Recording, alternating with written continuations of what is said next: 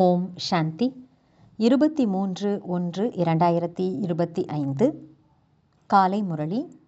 முரளியின் சாரம் பாபா சொல்கிறார், இனிமையான குழந்தைகளே, முக்கியமாக 2 விஷயங்களை அனைவருக்கும் புரிய வைக்க வேண்டும்.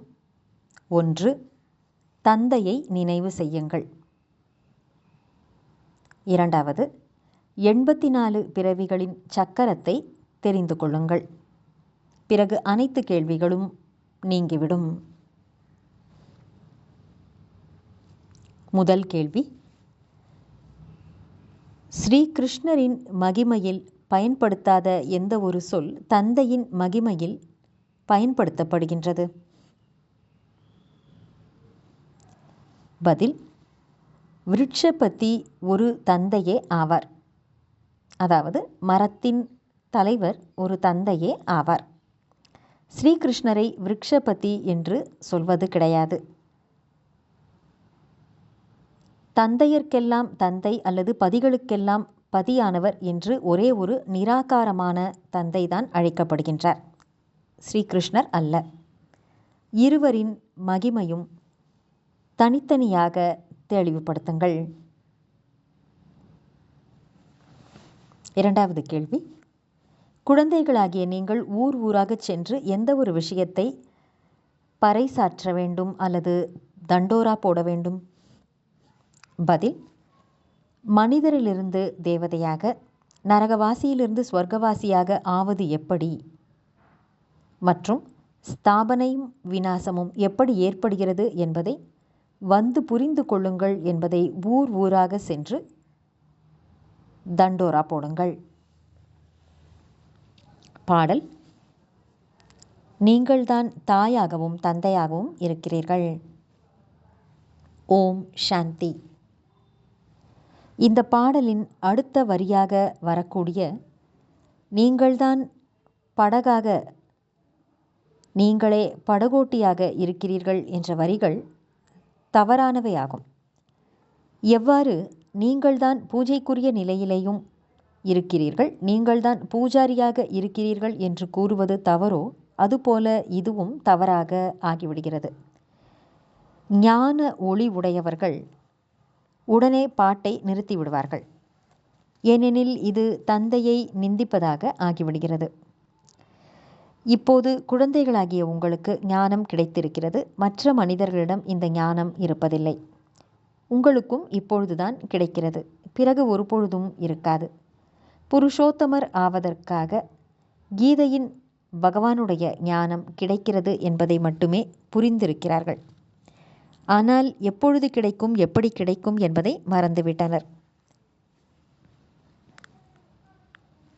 கீதை என்பது தர்மஸ்தாபனைக்கான சாஸ்திரம் ஆகும். மற்றபடி எந்த சாஸ்திரமும் தர்மஸ்தாபனையின் பொருட்டு கிடையாது. சாஸ்திரம் என்ற வார்த்தையும் பாரதத்தில்தான் பயன்படுத்தப்படுகிறது. அனைத்து சாஸ்திரங்களையும் விட உயர்ந்தது கீதை ஆகும். மற்ற அனைத்து தர்மங்களும் பின்னால் வரக்கூடியவை ஆகும். அவற்றை உயர்ந்தது அல்லது சிரோன்மணி என்று கூறுவதில்லை. விருட்சபதியாக இருப்பவர் ஒரே ஒரு தந்தைதான் என்று குழந்தைகள் அறிவீர்கள்.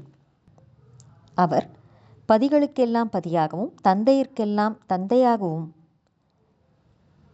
இருப்பதாக அழைக்கப்படுகின்றார்.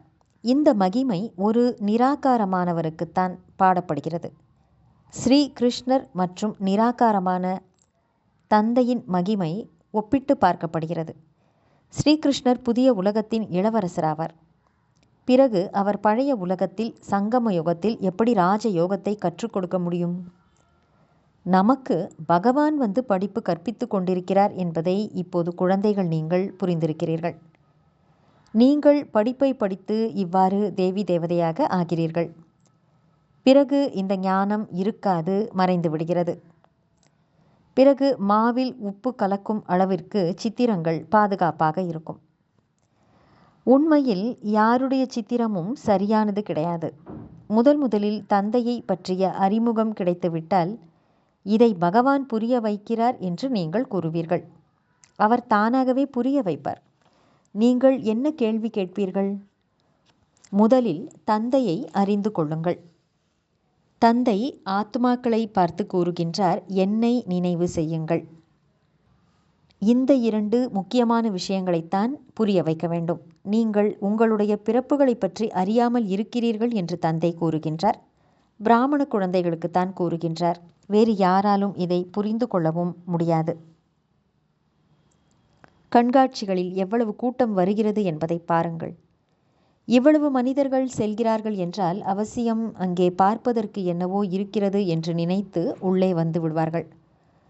ஒவ்வொருவருக்கும் அமர்ந்து புரிய வைக்கும்போது வாய் களைப்படைந்து போகின்றது. அப்போது என்ன செய்ய வேண்டும்? கண்காட்சி மாதக்கணக்கில் நடைபெற்றால் இன்று கூட்டம் அதிகமாக இருக்கிறது, நாளை வாருங்கள், நாளை மறுநாள் வாருங்கள் என்று கூறுங்கள்.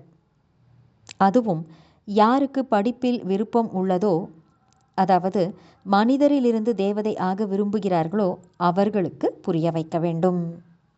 நல்லது. தாரணைக்கான முக்கியமான சாரம். 1. தந்தை கொடுத்துள்ள வசீகரமான மந்திரத்தை அனைவருக்கும் நினைவுபடுத்த வேண்டும். சேவைக்கு விதவிதமான வழிமுறைகளை உருவாக்க வேண்டும். கூட்ட நெருக்கடியில் தனது நேரத்தை வீணாக்கக்கூடாது. 2. ஞான கருத்துக்களை புத்தியில் வைத்து ஞானத்தின் போதையில் மூழ்கி இருக்க வேண்டும். ஹனுமானைப் போல சத் சங்கங்களுக்கு சென்று அமர வேண்டும்.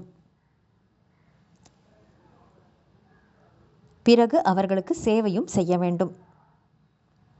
குஷியாக இருப்பதற்காக நாள் முழுவதும் சேவை செய்ய வேண்டும். வரதானம். நான் மற்றும் எனது என்ற உணர்வை பலியாக்கக்கூடிய சம்பூர்ண மகாபலி ஆகுக. விளக்கம். எல்லைக்கு உட்பட்ட எந்த மனிதர் மற்றும் பொருள் மீதுள்ள பற்றுதல், இதைத்தான் எனது என்று சொல்கிறோம். எனது எனும் இதனை நான் செய்தேன், நான் செய்கிறேன், இந்த நான் என்பதை முழுமையாக அர்ப்பணம் செய்வதே மகாபலியிடுவதாகும். எல்லைக்குட்பட்ட நான் நான் என்பதை சமர்ப்பணம் செய்வதே முற்றிலும் தந்தைக்கு சமம் ஆவதாகும். நான் செய்கிறேன் என்பதல்ல, பாபா செய்ய வைத்து கொண்டிருக்கின்றார். பாபா நடத்தி கொண்டிருக்கின்றார். எந்த ஒரு விஷயத்திலும் நான் என்ற சொல்லுக்கு பதிலாக இயல்பாகவே சொல்லில் பாபா என்றே வர வேண்டும், நான் என்பது அல்ல. ஸ்லோகன். எண்ணமும் செயலும் சமமாகும்படி தங்கள் எண்ணங்களில் உறுதித்தன்மையை கொண்டு வாருங்கள். நல்லது. இனிமையிலும் இனிமையான வெகு காலம் கழித்து காணாமல் போய் மீண்டும் தேடி கண்டெடுக்கப்பட்டுள்ள செல்லமான குழந்தைகளுக்கு தாயும் தந்தையுமான பாப்தாதாவின் அன்பான நினைவுகள் மற்றும் காலை வணக்கம். ஆன்மீக குழந்தைகளுக்கு ஆன்மீக தந்தையின் நமஸ்காரம். ஆன்மீக தந்தைக்கு ஆன்மீக குழந்தைகளின் நமஸ்காரம். தங்கள் சக்திசாலி மனதின் மூலம் சகாஷ் தரும் சேவை செய்யுங்கள். சமயத்துக்கேற்ப இப்போது மனதாலும் சொல்லாலும் இணைந்தே சேவை செய்யுங்கள். சொல்லின் சேவையை செய்வது சுலபம், மனதின் சேவைக்கு கவனம் சற்று தேவை.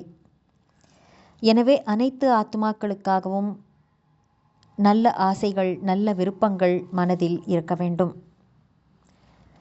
சொல்லில் இனிமை, திருப்தி, சகஜம் எனும் புதுமை இருந்தால் வெற்றி சுலபமாகவே கிடைத்துவிடும். நல்லது. ஓம் சாந்தி.